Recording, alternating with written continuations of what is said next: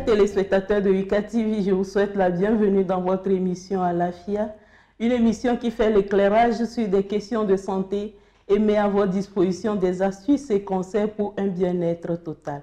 Aujourd'hui, nous allons parler de l'insuffisance rénale chez la femme enceinte. L'insuffisance rénale, c'est une maladie qui de plus en plus devient récurrente, mais il y a des sujets qui sont à risque et dont nous n'avons pas souvent la connaissance. Il s'agit des femmes enceintes. Et nous allons faire l'éclairage sur la question avec le docteur Amekoudi. Docteur, bonsoir et bienvenue. Bonjour Gertrude, comment vous allez? Je vais bien. Merci d'avoir accepté notre invitation. C'est un plaisir pour moi. Docteur, nos téléspectateurs aimeraient mieux faire votre connaissance. Pouvez-vous vous présenter? En fait, je suis docteur Amekoudi et Iram est mon petit nom. Je suis médecin néphrologue et j'officie au CHU Kara. Et je suis enseignant de néphrologie. Je suis maître assistant à l'université de Kara. D'accord, à la faculté des sciences de santé de l'université de Kara. Merci.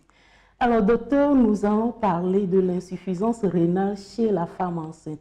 Mais d'abord, l'insuffisance rénale chez une personne, qu'est-ce que c'est? Comment cela se manifeste? L'insuffisance rénale, comme le terme le dit, c'est un terme générique en soi. C'est quand les reins ne fonctionnent pas bien.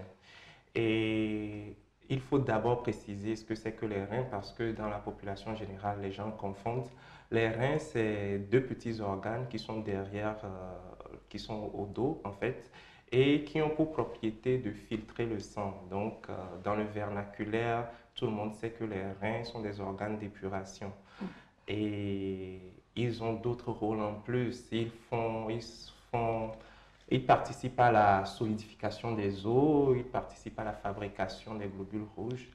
Donc, quand on dit qu'une personne est insuffisante rénale, en gros, il faut avoir à l'esprit que cette personne ne pourra plus laver, si on veut le dire de façon terre à terre, ne pourra plus épurer son sang.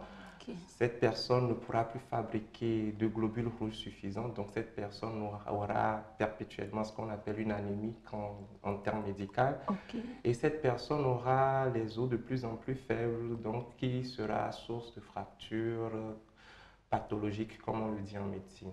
Donc, l'insuffisance rénale, en gros, c'est un ensemble de symptômes qui, malheureusement, est très sournois et qui se fait voir qu'au stade vraiment avancé. Ok. Donc, on ne peut pas parler de signes qui peuvent alerter? Effectivement, il y a des signes qui peuvent alerter et comme je viens de le dire, ces signes alertent quand la maladie est assez évoluée. Et d'abord, il faut qu'on précise pour les téléspectateurs que il ne faut pas confondre quelque chose qui peut arriver brutalement, donc c'est l'insuffisance rénale aiguë, et quelque chose qui va arriver dans le long terme. C'est s'installer sur le temps. Exactement, dans le temps. Donc c'est l'insuffisance rénale chronique, quelque chose qui va durer plus de 3 mois. Et quand il s'agit de quelque chose de brutal, les signes sont alarmants. La personne du jour au lendemain va arrêter d'uriner ou la quantité d'urine sera faible. Donc la personne va commencer à gonfler très rapidement, c'est ce qu'on appelle les œdèmes. Et vous allez voir quelqu'un qui sera très fatigué, qui aura du mal à manger, qui va perdre l'appétit. Donc, c'est des signes qui ne sont pas, en médecine on dit, qui ne sont pas spécifiques, donc qui ne sont pas liés à la maladie, qui peuvent être des signes d'autres types de maladies. Et c'est pour ça que nous, néphrologues, nous disons que la maladie est sournoise. Et généralement, ce qu'on a à l'hôpital, c'est des gens qui viennent consulter pour autre chose. Par exemple, des hommes qui viennent consulter pour des dysfonctions érectiles qui enfin, consultent pour les organes génitaux qui commencent à avoir des problèmes et tout. Et on découvre derrière l'insuffisance rénale. Donc, c'est des signes très peu spécifiques. Et parfois, c'est simplement de la fatigue. C'est des gens qui sont très fatigués, qui sont partis voir d'autres médecins et qui trouvent derrière une insuffisance rénale. Donc, c'est des signes peu spécifiques, Mais retenez à l'esprit que quand vous commencez à gonfler, quand vous commencez à avoir des urines qui sont très peu, il faut venir consulter. D'accord, merci. Alors, lorsque nous venons à notre sujet, est-il question d'une femme souffrant d'insuffisance rénale qui tombe enceinte ou il s'agit du fait que la grossesse en elle-même soit un facteur de risque pour une insuffisance rénale? C'est une très belle question puisque la grossesse est une situation heureuse sur toutes les contrées, mais c'est une situation à risque en réalité. La grossesse est une situation à risque surtout pour les reins parce que les reins vont se... je vais employer un terme un peu qui ne concorde pas, je vais dire démultiplier, mais Okay. non, mais en fait, les reins vont augmenter leur capacité de travail pour pouvoir accueillir le bébé qui est là dans le ventre et faire également le travail du bébé pendant que la maman est gestante. Et pendant ce temps, il y a beaucoup d'événements qui sont des événements à risque pour la dame. Donc, c'est une femme qui est enceinte et chez qui la grossesse est une situation à risque. Donc, plusieurs événements au cours de la grossesse peuvent entraîner une insuffisance rénale chez la femme. Donc, dans ce cas, la femme n'était pas au préalable détectée en situation d'insuffisance rénale, Non. mais c'est au cours de la grossesse qu'on découvre cette situation. Au cours de la grossesse ou après l'accouchement, puisque l'accouchement jusqu'à 42 jours après, c'est une situation à risque. Donc, après la grossesse, c'est-à-dire juste après l'accouchement, on considère également cette période comme une période à risque. Donc, à partir de la grossesse jusqu'à l'accouchement, jusqu'à quelques semaines après l'accouchement, sont des périodes à risque pour la femme enceinte. D'accord. Et quelle est la conduite à tenir en face de cette situation? Non, mais déjà, il faut euh, savoir que pendant la grossesse, il faut se faire suivre. C'est au moins 4 CPN. Et heureusement que le gouvernement a mis en place actuellement le programme OESU qui facilite les CPN pour les femmes enceintes. Donc, il faut pendant les 4 CPN pouvoir détecter toute situation à risque. C'est pour cela que nous, en tant que néphrologues, nous insistons et nous encourageons les sages-femmes et toutes ces praticiens de la santé à vraiment insister sur les CPN chez les femmes enceintes. Parce qu'il suffit que la pression artérielle s'élève un peu au cours de la grossesse pour que vos reins soient en danger. D'ailleurs, à partir de ce moment, les reins commencent à souffrir déjà.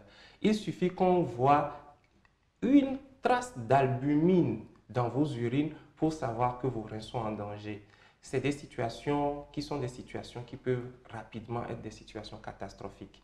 Pour continuer sur cela, vous allez entendre les gynécologues parler de prééclampsie, d'éclampsie. C'est des maladies c'est des situations lorsqu'elles sont là, ont un affect totalement rénal et cet affect va continuer sur le long terme, même après l'accouchement, même si tout rentre dans l'ordre. Donc voilà un peu ce dont il s'agit. D'accord. Bon, maintenant, quelles sont les dispositions à prendre et pour la maman et pour le bébé en gestation? Ben, les dispositions sont question des complications qu'il y a. Alors, si la maman a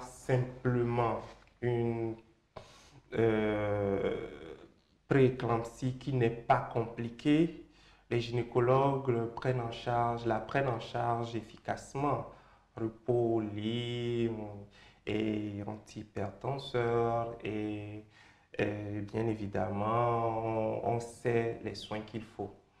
Mais à partir du moment où ça commence à se compliquer, c'est en ce moment que l'insuffisance rénale intervient et l'insuffisance rénale vient compliquer la maladie par plusieurs manifestations qui sont dans le sang, qui sont au niveau des reins, bien évidemment, et également qui vont affecter le bébé qui, malheureusement, dans les situations extrêmes, peut ne pas naître.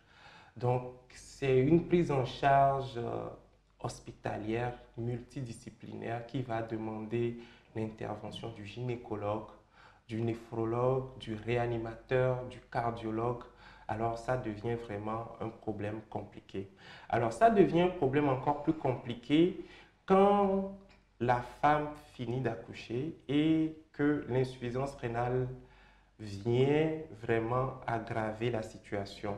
La personne va garder les déchets en elle, donc la femme enceinte va garder les déchets en elle.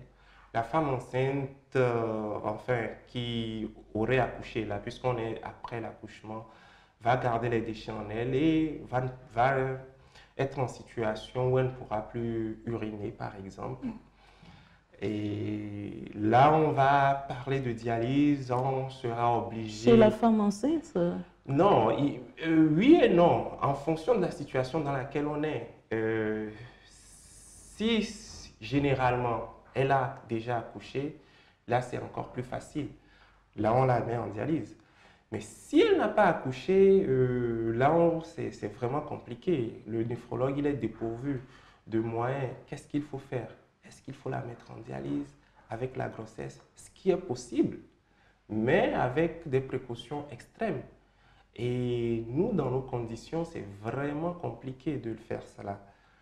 Hémodialyse chez la femme enceinte, c'est vraiment compliqué parce que c'est des séances régulières, des séances fréquentes qui doivent être surveillées par plusieurs infirmières, par le néphrologue, parce qu'il y a des risques qui peuvent être encourus et qui vont mettre à mal le bébé. Donc voilà. Alors, donc, si nous comprenons bien, en situation de grossesse, il faut vraiment prendre au sérieux les consultations prénatales.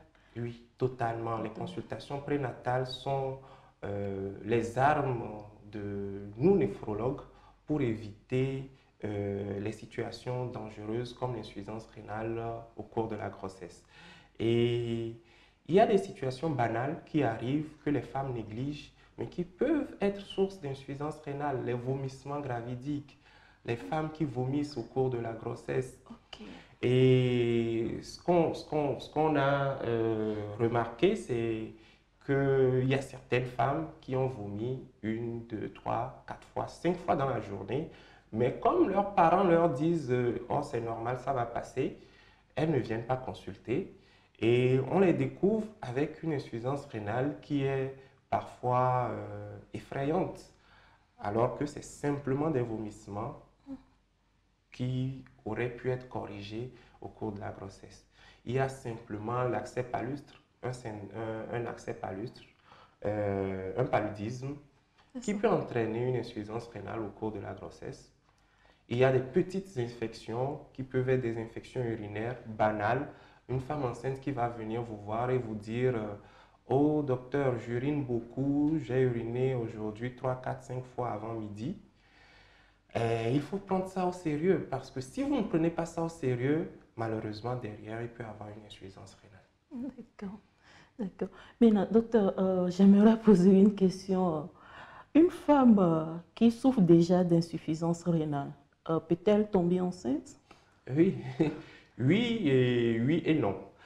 Oui, parce que, je vais dire, dans les pays plus développés où il y a l'accès au traitement correctement, c'est d'ailleurs une joie pour le néphrologue et le gynécologue d'accompagner une femme enceinte, enfin une femme insuffisante rénale vers l'accouchement, vers la grossesse et vers l'accouchement.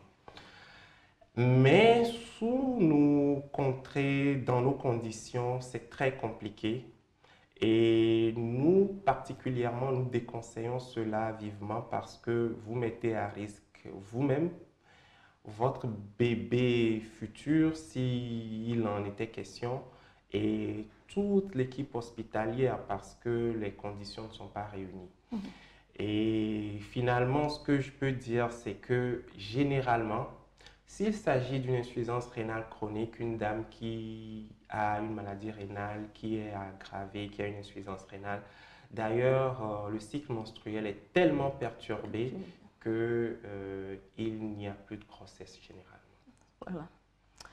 Alors, il est souvent dit que des douleurs au dos peuvent être des signes d'un dysfonctionnement des reins. Est-ce vrai, docteur? Non, c'est totalement faux. Et je voudrais d'ailleurs que les gens ne confondent pas les douleurs au dos et les maladies rénales. Et l'insuffisance rénale, en l'occurrence, ne fait pas mal. L'insuffisance rénale ne fait pas mal. Effectivement, certaines maladies rénales, généralement très rares, c'est des infections ou c'est parfois un petit caillou qui est bloqué dans les voies des urines, font très mal, mais ça fait mal d'un côté et ça fait mal pas vraiment dans le dos, mais en bas du dos. Donc, ça peut vous alerter, vous venez rapidement à l'hôpital, on saura qu'il s'agit d'une maladie des reins ou d'une maladie rénale. Mais les douleurs du dos qui sont liées à la posture ou bien qui sont liées aux activités physiques et mécaniques que nous faisons n'ont rien à voir avec les maladies rénales. Les maladies rénales, d'accord. Voilà, merci docteur. Alors, qu'est-ce que vous pouvez nous dire comme précaution ou disposition à prendre pour une bonne santé des reins ou un bon fonctionnement des reins? Mais déjà, particulièrement chez la femme enceinte, il faut qu'on insiste sur les CPN. Les CPN sont nos armes actuellement. Secondairement, ce sur quoi il faut insister, c'est aussi essayer de demander aux femmes enceintes de faire leur vaccination bien antérieurement, de respecter les mesures d'hygiène et ne pas exagérer dans la consommation de sel, dans la consommation de sucre, de boire régulièrement de l'eau. Et combien de litres par jour? 1,5 litre à 2 litres. D'accord. C'est correct. D'accord. Donc voilà. Et particulièrement chez les personnes qui sont déjà à risque, diabétiques, hypertendus, sujets VIH, c'est de voir leur médecin, de doser au moins une fois la créatinine par an et de faire ce qu'on appelle la protéinurie des 24 heures au moins une fois par an. D'accord. Merci docteur. Ce sera votre mot de fin? Oui, c'est surtout de demander à la population de prendre en charge sa santé et de ne pas hésiter à consulter les médecins. Et nous sommes au CHU Kara avec le service de néphrologie qui est ouvert à la population. Merci, merci. Chers téléspectateurs, nous venons de parler de l'insuffisance rénale chez la femme enceinte. Donc, nous avons compris qu'il est important chez la femme enceinte que les consultations prénatales soient respectées, soient bien suivies, afin que toute situation de risque soit détectée, traitée et pour que la vie de la maman et du bébé soit sauvée. Et il est souvent dit que la bonne santé dépend plus de bonnes précautions que du médecin. Je vous exhorte à prendre de bonnes précautions et je vous retrouve dans 2 semaines pour un autre numéro d'Alafia. D'ici là, portez-vous bien.